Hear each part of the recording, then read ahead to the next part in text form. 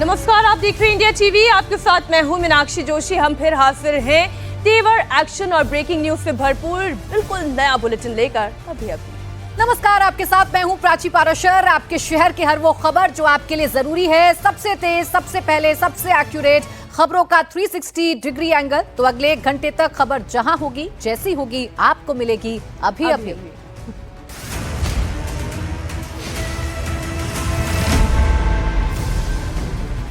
इस वक्त की सबसे बड़ी खबर के साथ बुलेटिन की शुरुआत कर रहे हैं। बिहार में वोटर लिस्ट रिवीजन को लेकर लगातार तकरार जारी है और ये तकरार तो अभी और बढ़ेगा।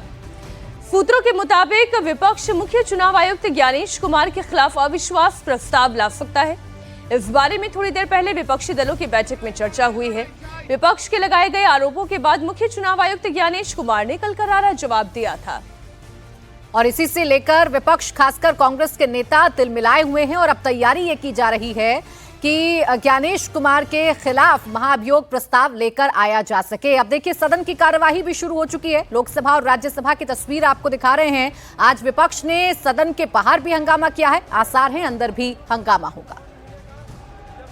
उपलब्ध करा दी गई है, साथ साथ सोशल ऑडिट की क्या व्यवस्था की गई है महोदय? सभापति जी, वैसे मुख्य प्रश्न से संबंधित इनका पूरक सवाल नहीं है, लेकिन माननीय सदस्य अपने क्षेत्र के लिए प्रयासरत हैं और मैं इसलिए उनको जानकारी देना चाहता हूं। गोपालगंज 2004 में सिविल सेक्टर में केंद्रीय विद्यालय स्थापित हुआ और अभी ये टेम्परेरी अकोमोडेशन में ही चल रहा है। अभी उसकी कार्रवाई परमानेंट में शिफ्ट करने की चालू है। 4.63 एकड़ जो ज़मीन है अभी राज्य सरकार ने ट्रांसफ़र भी केवीएस को किया है, इसलिए वो इन प्रोसेस है। मैं वो जानकारी इनको देना चाहता हूँ। बाकी सोशल ऑडिट की उन्होंने बात की है। इस संबंध में सेफ्टी पे ज़ीरो टॉलरेंस पॉलिसी है, एनईपी में प्राविधान है और समय समय पे भारत सरकार भी राज्य सरकारों को, स्टेट बोर्ड्स को, सभी बोर्ड को, सभी मैनेजमेंट के। ये 3 तस्वीरें आप देख रहे हैं। लोकसभा और राज्यसभा की संसदीय कार्रवाई शुरू हो चुकी है। आज मॉनसून सत्र का आखिरी हफ्ते का पहला दिन है और आप ये देखें, जबरदस्त हंगामा हो रहा है। हंगामा सदन के बाहर भी आज हुआ। स्पेशल इंटेंसिव रिवीजन को लेकर यह हंगामा हुआ और जो विपक्ष रणनीति तैयार कर रहा है उस लिहाज से मुख्य चुनाव आयुक्त ज्ञानेश कुमार के खिलाफ महाभियोग लाने की तैयारी विपक्ष कर रहा है। और अगर ऐसा होता है तो वाकई में ये बहुत बड़ी घटना होगी। वोटर लिस्ट रिवीजन को लेकर विपक्ष की इतनी भारी नाराजगी है। विपक्षी दलों की बैठक में अविश्वास प्रस्ताव पर चर्चा हुई है। सीईसी से लगातार विपक्ष बहुत ज्यादा नाराज तो वैसे ही चल रहा था, लेकिन ज्ञानेश कुमार के द्वारा लिए गए इस प्रेस कॉन्फ्रेंस के बाद, जिसमें उन्होंने विपक्षी दलों पर निशाना साधा और मुख्य तौर पर राहुल गांधी पर और उनके द्वारा किए गए प्रेस कॉन्फ्रेंस पर उन्होंने निशाना साधा कि या तो आप एफिडेविट जमा करें, आप शपथ पत्र के साथ आप सारे सबूत रखें, नहीं तो पूरे देश से माफी मांगे। बिल्कुल, देखिए, इस वक्त की बड़ी खबर यही है कि अब इतना नाराज विपक्ष हो गया है कि मुख्य चुनाव आयुक्त के खिलाफ अविश्वास प्रस्ताव लाने की तैयारी विपक्ष कर रहा है। विपक्ष की बैठक में बाकायदा इसको लेकर चर्चा की गई है, तो बड़ा कदम विपक्ष उठाने जा रहा है। विजय लक्ष्मी मेरी सहयोगी जुड़ गई है ज्यादा जानकारी के साथ। विजय, जानकारी दीजिए, अगर ऐसा होता है तो एक बड़ा कदम विपक्ष के द्वारा कि सीईसी के खिलाफ अविश्वास प्रस्ताव लाने की तैयारी। देखिए, बिल्कुल प्राची, महाभियोग लाने की तैयारी में विपक्ष है सीईसी के खिलाफ और आज जो सुबह बैठक हुई उसमें इस विषय पर भी चर्चा हुआ। हमें बताया गया है आज दोपहर से जो उसकी टेक्निकल चीजें हैं उस पर काम करना शुरू कर दिया जाएगा, क्योंकि लोकसभा और राज्यसभा में अलग अलग रूल्स हैं। इम्पीचमेंट मोशन लाने के लिए एक स्पेसिफिक नंबर ऑफ एमपीज जो है वो 50 और 100 दोनों हाउसेज में अलग अलग रूल्स हैं, उसके साइन करा करके एक मोशन जो है देना होता है। तो आज हमें बताया गया है कि दोपहर से ये हस्ताक्षर इकट्ठे करने की प्रक्रिया जो है विपक्षी नेताओं द्वारा शुरू कर दी जाएगी। और विपक्ष का कहना है एक सीईसी जो है वो एक तरफा बात बात करते हैं, बीजेपी की बी टीम का आरोप अक्सर लगाते आए हैं और दूसरा उनको लगता है कि विपक्षी नेताओं को धमकाने का काम इलेक्शन कमीशन कर रहे हैं और खासतौर से जिस तरह से कल अपनी प्रेस वार्ता की इलेक्शन कमीशन ने और जिसमें कहा कि नेता विपक्ष राहुल गांधी को माफी मांगनी चाहिए या फिर हलफनामे पर वो तमाम चीजें कहनी चाहिए जिनके ये बात ठीक है विजयलक्ष्मी, लेकिन जो बात आप कह रही हैं ये वाकई में बड़ी खबर है। विपक्ष ये कह रहा है कि वो महाअभियोग की तैयारी कर रहा है, अविश्वास प्रस्ताव लाने की तैयारी कर रहा है। अगर संख्या बल के लिहाज से कहा जाए तो लोकसभा में तो ये तकरीबन नामुमकिन सा नजर आता है। राज्यसभा की स्ट्रेंथ क्या कहती है, ये विपक्ष के लिए कितना आसान हो पाएगा या ये राह कितनी मुश्किल हो पाएगी विजयलक्ष्मी? देखिए मीनाक्षी, जहां तक स्ट्रेंथ की बात है तो नंबर्स विपक्ष के पास नहीं है दोनों ही हाउसेज में कि कोई इम्पीचमेंट मोशन वो लेकर आए और उस मोशन को जो है नंबर लिहाज से जो है वो मोशन पार हो जाए। लेकिन एक मैसेजिंग जो है वो विपक्ष के द्वारा विपक्ष करना चाहता है। अगर आपको याद हो तो जस्टिस शेखर यादव के खिलाफ भी विपक्ष के तमाम सांसदों ने एक महाभियोग का मोशन तैयार किया था जिसमें 50 से ज्यादा सांसदों के हस्ताक्षर करा करके एडमिट उसको जो है मोशन को दिया भी गया था चेयर को। एक लंबी प्रक्रिया है, लेकिन यहाँ पर एक नंबर गेम से ज्यादा एक संसद के पटल से मैसेजिंग, एक संदेश देने की जो कोशिश है वो विपक्ष के द्वारा है, क्योंकि विपक्ष अब ये पॉइंट प्रूव करना चाहता है कि देश में जो चुनाव है वो सही तरीके से नहीं हो रहे हैं, फ्री एंड फेयर इलेक्शन नहीं हो रहे हैं और इसलिए वो चुनाव दर चुनाव जो है चाहे विधानसभा हो चाहे लोकसभा हो वो चुनावों को हार रहे हैं, क्योंकि एम्पायर जो है वो कहीं ना कहीं एक तरफा खेल रहे हैं। ऐसी बात Rahul Gandhi leader of opposition ने भी कही थी। ये तमाम आरोप लगा रहे हैं तो एक परसेप्शन, एक नैरेटिव बिल्डिंग, और आपने देखा होगा SIR पर जिस तरह से तमाम विपक्षी दल जो हैं यूनाइटेड एक तरीके से ऑपोजिशन का एक प्रोटेस्ट बड़े लंबे समय बाद आपको पार्लियामेंट के प्रोमाइसेस से थोड़े दिनों पहले देखना को मिला था। उसके अलावा जिस तरह से वोटर अधिकार यात्रा जो है विपक्ष ने शुरू की है, विपक्ष को लगता है कि ये एक बड़ा मुद्दा है। इससे न सिर्फ ठीक है विजयलक्ष्मी, विपक्ष को लगता है ये बड़ा मुद्दा है, लेकिन कल जिस तरीके से प्रेस कॉन्फ्रेंस की गई और प्रेस कॉन्फ्रेंस के बाद तमाम सवालों के जवाब CEC की तरफ से दिए गए, नाम तो नहीं लिया गया राहुल गांधी का और तमाम विपक्षी नेताओं का, लेकिन एक एक सवाल जो राहुल गांधी ने उठाए, एक एक सवाल जो विपक्ष के नेताओं ने उठाए, उन तमाम सवालों का जवाब जरूर देने की कोशिश की गई है। तो बड़ी खबर इस वक्त यह है कि चुनाव आयोग पर समाजवादी पार्टी ने भी बड़ा हमला कर दिया है। डिंपल यादव कह रही हैं कि CEC झूठ बोल रही हैं। लगातार विपक्ष कह रहा है कि भाषा जिस तरीके का इस्तेमाल कल किया गया है प्रेस कॉन्फ्रेंस में वो सरासर गलत है, विपक्ष को डराने की कोशिश की गई है। क्या कहा डिंपल यादव ने, सुनिए। क्योंकि अगर किसी लीडर ऑपोजिशन को इस बात का ऐसा लग रहा है कि कहीं ना कहीं वोट चोरी हो रही है तो इलेक्शन कमीशन को प्रूफ के साथ आना चाहिए कि नहीं हो रही है।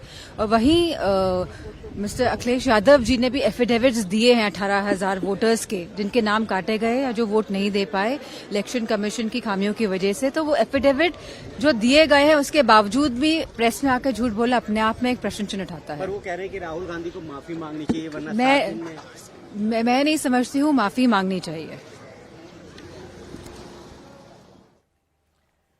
डिंपल यादव को आप सुन रहे थे और डिंपल यादव ने कहा कि चीफ इलेक्शन कमिश्नर झूठ बोल रहे हैं। ये बड़ा आरोप डिंपल यादव की तरफ से लगाया गया। बिहार की बात कर ले तो बिहार में आज राहुल गांधी वोट अधिकार यात्रा निकाल रहे हैं और आज इस यात्रा का दूसरा दिन है। राहुल गांधी की वोट अधिकार यात्रा सासाराम से होकर औरंगाबाद पहुंच चुकी है। थोड़ी देर पहले राहुल गांधी औरंगाबाद के सूर्यदेव मंदिर पहुंचे। राहुल गांधी के साथ तेजस्वी यादव भी मौजूद थे। राहुल अगले 2 हफ्ते बिहार की करीब 50 विधानसभा घूमेंगे। आज यात्रा औरंगाबाद के डबूर, कुटुंबा और देव इलाकों से गुजरेगी। शाम में खलिस पार्क में राहुल गांधी सभा को संबोधित करेंगे। इससे पहले सासाराम में राहुल और तेजस्वी ने वोटर लिस्ट और कथित वोट चोरी को लेकर चुनाव आयोग पर जमकर अटैक किया था। आरोप लगाया कि इलेक्शन कमीशन बीजेपी के साथ साठगांठ करके वोट की चोरी कर रहा है। तो चुनावी साल है, चुनावी साल में सीधी सरकार के साथ और चीफ इलेक्शन कमिश्नर के साथ, चुनाव आयोग के साथ ये तकरार है।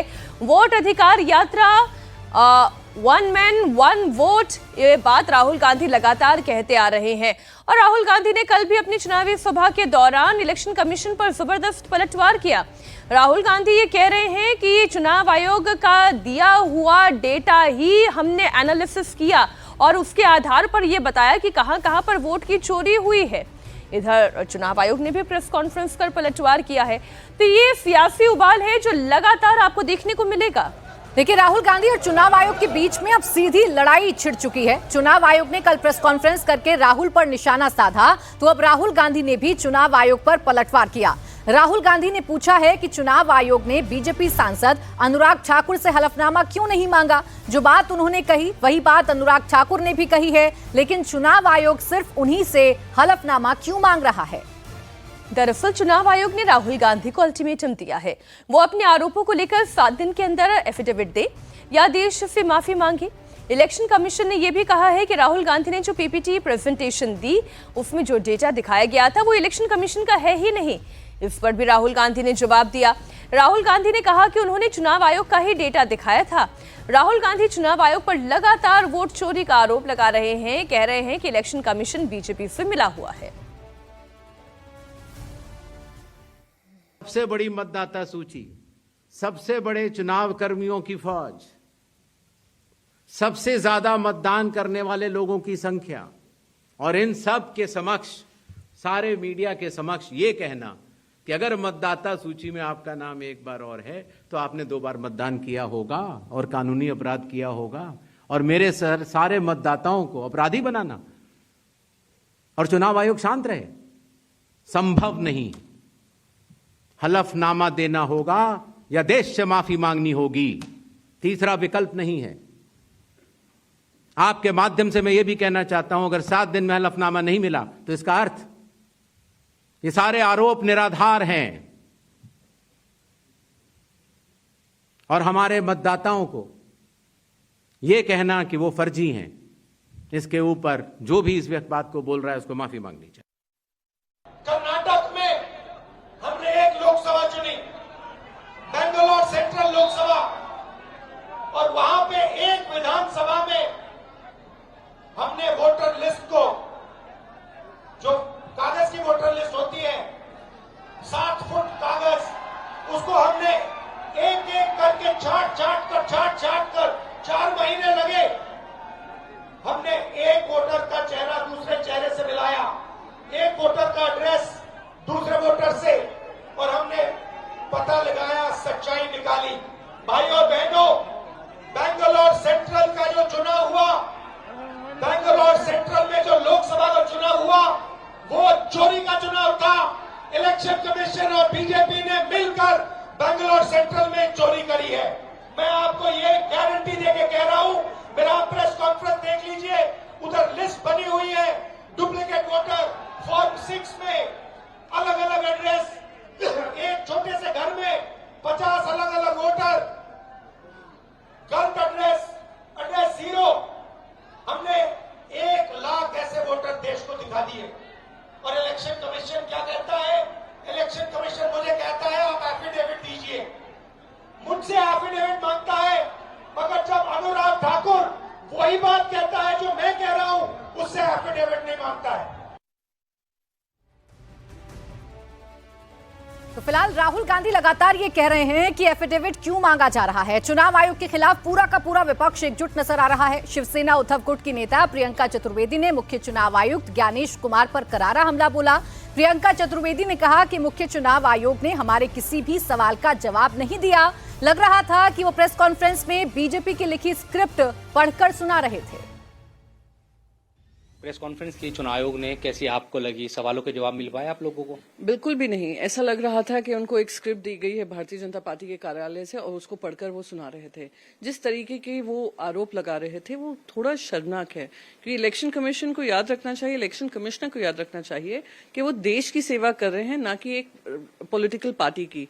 जो जो उन्होंने तथ्य रखे, तथ्य क्या है, मैं कहती हूँ उसको एक डिफेंस दे रहे थे अपनी नाकामयाबी का। जहां वो कहते हैं माँ बेटियों को अगर हम सीसीटीवी फुटेज दिखाएंगे तो वो सही नहीं होगा। माँ बेटियां वोट करने आती हैं, हमने वोट का अधिकार लेती हैं, जानती हैं वो पब्लिक एक्सरसाइज है, वो जानती हैं कि उनका वो सीसीटीवी फुटेज पे रिकॉर्ड हो रहा होगा, उनको कोई आपत्ति नहीं है। और अभी अभी खबर आ रही है उपराष्ट्रपति के पद से जुड़ी हुई। एनडीए के उपराष्ट्रपति उम्मीदवार के ऐलान के बाद आज इंडिया गठबंधन के अपने उम्मीदवार का ऐलान करने की बारी है। संसद भवन में इंडिया ब्लॉक की बैठक हुई। इसमें उपराष्ट्रपति पद के उम्मीदवार पर चर्चा भी हुई। अभी तक विपक्ष की तरफ से किसी उम्मीदवार का नाम सामने नहीं आया है। कल एनडीए ने अपने उम्मीदवार के नाम का ऐलान कर दिया। एनडीए की तरफ से उपराष्ट्रपति पद के लिए महाराष्ट्र के राज्यपाल सीपी राधाकृष्णन उम्मीदवार होंगे। रविवार को प्रधानमंत्री मोदी की अध्यक्षता में बीजेपी संसदीय बोर्ड की बैठक में सीपी राधाकृष्णन के नाम पर मुहर लगी। सीपी राधाकृष्णन 21 अगस्त को नॉमिनेशन फाइल करेंगे। इस दौरान एनडीए शासित राज्यों के सभी मुख्यमंत्री और उप मुख्यमंत्री भी मौजूद रहेंगे। एनडीए के आंकड़ों को देखते हुए राधाकृष्णन का अगला उपराष्ट्रपति बनना तय लग रहा है। साथ ही पीएम मोदी ने राधाकृष्णन पर दांव लगाकर विपक्ष में भी सेंध लगाने की कोशिश की है। राधाकृष्णन तमिलनाडु से आते हैं। ऐसे में अब ये देखना दिलचस्प होगा कि डीएमके उनका विरोध करती है या राधाकृष्णन के समर्थन में वोट डालेगी। तो राधाकृष्णन के नाम का ऐलान हो चुका है। वो तमिलनाडु से आते हैं, इसलिए नजर डीएमके पर इस वक्त सभी की टिकी हुई है। कल शाम को ही प्रधानमंत्री मोदी की अध्यक्षता में बीजेपी संसदीय बोर्ड की बैठक हुई। बैठक के बाद बीजेपी अध्यक्ष जेपी नड्डा ने महाराष्ट्र के राज्यपाल सीपी राधाकृष्णन के नाम का ऐलान कर दिया। आइए नंबर गेम की भी बात कर लेते हैं। राधाकृष्णन की जीत महज औपचारिकता दिखाई दे रही है। लोकसभा और राज्यसभा की सांसद उपराष्ट्रपति के चुनाव में भाग लेते हैं। अभी लोकसभा में कुल 542 सदस्य हैं, जबकि राज्यसभा की मौजूदा सदस्यों की संख्या 240 है। इस तरह दोनों सदनों को कुल मिलाकर सांसदों की संख्या 782 हो जाएगी। इसमें बहुमत का आंकड़ा 392 का है। एनडीए के पास अभी 422 सांसदों का समर्थन है, जो कि जीत के जरूरी आंकड़े से कहीं ज्यादा है। विपक्ष की तरफ से उपराष्ट्रपति का उम्मीदवार कौन होगा, इस पर आज पिक्चर क्लियर हो सकती है। लेकिन उसके पहले इस मुद्दे पर विपक्ष किस तरह बटा हुआ है, इसके संकेत सामने आने लगे हैं। समाजवादी पार्टी के नेता रामगोपाल यादव ने आम राय से उपराष्ट्रपति को चुने जाने का समर्थन कर दिया है। मालूम नहीं है, वैसे कंसेंसस तो हमेशा अच्छी बात होती, वार्ता के जरिए ही होना चाहिए। कुछ पद ऐसे होते हैं देश में, चाहे राष्ट्रपति का हो, उपराष्ट्रपति का हो, स्पीकर का हो, इस पे कंसेंसस होना बेहतर होता है। तो क्या कहेंगे सीपी राधाकृष्णन जी के बारे में? अभी हमें कोई ज़्यादा जानकारी नहीं है, लेकिन हमारा धारणा यह है कि दक्षिण भारत के लोग काबिल भी होते हैं, अच्छे भी होते हैं। उपराष्ट्रपति तो जगह खाली है और उसके बाद बनना ही था। एक उपराष्ट्रपति थे यहाँ, वो कहाँ हैं? नए बन जाएंगे, अच्छी बात है। अभी क्या फैसला लेंगे हम लोग वो अलग बात है, बैठ करके फैसला लेंगे हम लोग भी। अभी बड़ी खबर आ रही है मध्य प्रदेश के शहर जबलपुर से, जहां पर बैंक डकैती को लेकर बड़ा खुलासा हुआ है। दमोह से पुलिस ने 4 छात्र लुटेरों को गिरफ्तार किया। 14 करोड़ का सोना लूटकर बदमाश बिहार पहुंचे और सारा सोना वहीं पर छिपा रखा था। पुलिस ने लुटेरों के पास से 1,83,000 रुपए कैश भी बरामद कर लिया है। बदमाश ने 11 अगस्त को 15 मिनट में लूट की वारदात को अंजाम दिया था। पुलिस ने बताया कि इनमें से एक आरोपी रहीस सिंह ने सारा गोल्ड बिहार के रहने वाले साथियों के पास छिपा दिया था। 1.5 लाख अपने पास रखे थे। इनका प्लान था कि सोना लेकर कुछ लोग बिहार में छिपे रहेंगे, मौका पाकर बिहार जाएंगे और वहां बंटवारा कर लेंगे। पुलिस ने बताया कि इसमें अभी कुछ और आरोपियों की गिरफ्तारी होनी है। गोल्ड की रिकवरी भी बाकी है। किराए का कमरा लेकर इस पूरी वारदात को इन आरोपियों ने अंजाम दिया था। अभी तक लूट के लिप्त आरोपियों में से रहीस लोधी, हेमराज, सोनू वर्मन और विकास चक्रवर्ती को गिरफ्तार कर लिया गया है और इनके कब्जे से लूटी गई रकम में से 1,83,000 रुपये नगद, 4 मोबाइल, 1 कट्टा, 4 कारतूस और 2 मोटरसाइकिल और कुछ अन्य सामग्रियां जब्त की गई हैं। एक बार फिर से खबर आपको बता दें, 15 मिनट के अंदर लूट की वारदात को अंजाम दिया गया था। सोना लूटा गया और फिर लुटेरों ने मध्य प्रदेश से सोना लूटकर बिहार में जाकर अपने साथियों के पास छिपा दिया। जब पूरी छानबीन हुई तो लुटेरे पकड़े गए। डकैती 15 करोड़ की थी। पुलिस ने दमोह से 4 लुटेरों को गिरफ्तार किया है। और दिल्ली में एक बार फिर स्कूलों में बम होने की सूचना से हड़कंप मच गया है। दिल्ली के 3 स्कूलों में बम की सूचना दिल्ली पुलिस को मिली। इसके बाद पुलिस की टीमें दिल्ली के इन स्कूलों में पहुंची। बम निरोधक दस्ते और डॉग स्क्वाड की भी स्कूल में मौजूद है। बम की सूचना मिलने के बाद स्कूलों को खाली करवा लिया गया है। दिल्ली पुलिस को एक ईमेल के जरिए बम होने की सूचना मिली, जिसके बाद पुलिस एक्टिव हो गई और सभी स्कूलों को तत्काल इसकी जानकारी भी दे दी गई है। अब तक 3 स्कूलों के नाम सामने आए हैं। इनमें बम की सूचना मिली है। Delhi public school Dwarka, modern convent school Dwarka और साथ ही श्री राम वर्ल्ड स्कूल द्वारका।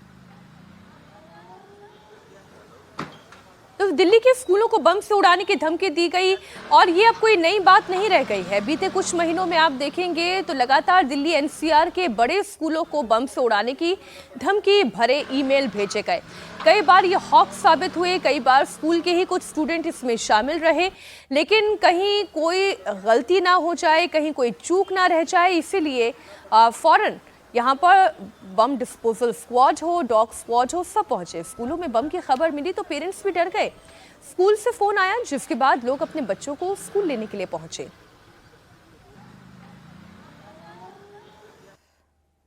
हमारे पास ग्रुप में जो स्कूल से ग्रुप है उसमें मैसेज आ गया था मॉर्निंग में 7 बजे तो कि भाई ऐसे ऐसे थ्रेड है, बट एक्सेप्ट करा है बच्चों को। अभी भी कह रहे हैं कोई प्रॉब्लम नहीं है, ऐसा स्कूल में सब नॉर्मल है। तो कह रहे हैं आपका डिसीजन है, अगर आप लेके जाना चाहते हैं तो बच्चे को लेकर जा सकते हैं, नहीं तो जो आप डिसीजन करो, पेरेंट्स का डिसीजन है। वैसे इसका मैसेज आया अभी स्कूल से कि बच्चे को, वैसे भी कोई इन्फॉर्मेशन नहीं आई कि ले जाना है, तो इसलिए हम आके खड़े हो गए पहले ही। अगर ऑफिस भी चले जाएंगे तो फिर दिक्कत होगी बाद में। हमें तो अभी आया है 8:30 बजे, तो हम छोड़ के गए, उसी टाइम मैसेज आ गया कि बच्चों को ले जाओ, अगर ले जा। ऐसा उन्होंने ये नहीं बोला कि ले जाओ, अभी रखे हुए चेकिंग वैकिंग हो गई है सब कुछ अंदर। और अभी एक बड़ी खबर आ रही है भोपाल से, जहां पर बजरंग दल ने जबरदस्त प्रदर्शन किया है। गौ मांस मिलने के बाद बजरंग दल ने हंगामा किया। भोपाल रेलवे स्टेशन की तरफ जाने वाला रास्ता जाम किया गया और इस वक्त जो सड़क की स्थिति है बता रहे हैं हमारे सहयोगी अनुराग अमिताभ, वही मौके पर मौजूद हैं। अनुराग, क्या हो गया है, क्यों इतना हंगामा है? देखिए मीनाक्षी, तस्वीरें आप देख सकते हैं। बजरंग दल के जो तमाम कार्यकर्ता है विश्व हिंदू परिषद के, ये अशोका गार्डन की 80 फीट रोड है जहां पर चक्का जाम किया। दरअसल इनका दावा है कि यहां पर लगातार लंबे अरसे से गौकशी हो रही थी। गौकशी के आरोप में इन्होंने शिकायत भी दी, लेकिन आज इन्होंने चिन्हित किया कि गौकशी में तकरीबन 4 लोग जो है वो ऑटो में 4 जो गाय हैं वो ले जा रहे थे। बजरंग दल और विश्व हिंदू परिषद की सूचना के पश्चात जब ये लोग पहुंचे, थाने से गौकशी का मांस भी बरामद किया। यही वजह है कि यहाँ पर सड़कों पर है इनकी मांग है, जिस जगह पर गौकशी हो रही थी न केवल उसे तोड़ा जाए बल्कि अरेस्ट भी किया जाए। और सब बजरंग दल के कार्यकर्ता हमारे साथ है, पूरा मामला विस्तार से बताइए जल्दी से। कम्मू के बाग, भोपाल रेलवे स्टेशन के पास कम्मू के बाद थाना एजबाग क्षेत्र में रात में 3-4 बजे करीब 6 गाय माता को काट दिया जाता है और सुबह पुलिस प्रशासन उसको ऑटो में भर के डंप करने आदमपुर सामने ले जाते हैं। हमें सूचना मिलती है, हमने ऑटो को रोका, पीएम पोस्टमार्टम करवाया और हमारी बजरंग दल की ये मांग है कि वो अवैध डेयरी, अवैध मकान को, किसकी डेयरी है वो, वहाँ पर विशेष समुदाय अकबर का नाम सामने आ रहा है। पूर्व पार्षद का जो बेटा है उसने स्वयं अहमद का जो डेयरी है अवैध निर्माण है, अवैध डेयरी है, इसको तोड़ा जाए। बुलडोजर के कार्रवाई स्वयं यहाँ पर कलेक्टर महोदय आए, वो कार्रवाई करें। कहाँ पे है उनकी कम्मू के बाग 80 फीट रोड पे कम्मू के बाग में वहाँ पर डेयरी बनी है, अवैध नाले पे बनी है। अभी आप लोगों ने यहाँ पर हनुमान चालीसा भी पढ़ी, आक्रोश में क्या कहना चाहते हैं आप, सरकार से क्या मांग? शासन और प्रशासन की सद्बुद्धि के लिए हनुमान चालीसा का पाठ किया गया है ताकि उनके दिमाग के नटबोल्ट खुल जाएं कि जो हिंदू प्रशासन हमेशा हिंदुओं को दबाता है। आज खुलेआम राजधानी में 6 गाय माता काट दी गई हैं, प्रशासन क्या कार्रवाई करता है आज पूरा राजधानी हिंदू समाज यहाँ पर देखेगा। और तमाम प्रशासन के लोग भी यहाँ पर मौजूद हैं और इसी बहाने हम चर्चा भी कर लेते हैं कि दरअसल मैम क्या ये मामला है गौकशी का, ये कह रहे हैं कि पुलिस ही ले गई है इस तरीके से जो है ऑटो में ये ले गए, पूरा मामला अगर आप बता पाए तो। जैसे हम लोगों को सुबह सूचना मिली तो हम लोग मौके पे पहुंचे जी और गौ माता को सिक्योर किया और जो आरोपी थे उनको गिरफ्तार कर लिया। गौ मांस मिला है मतलब? जी हाँ, गौ मांस मिला है। आरोपी जो है पुलिस अपनी कार्रवाई कर रही है, लेकिन ये गुस्सा है बजरंग दल का जो इस वक्त सड़कों पर दिखाई पड़ रहा है। शुक्रिया आपका तमाम जानकारी के लिए अनुराग।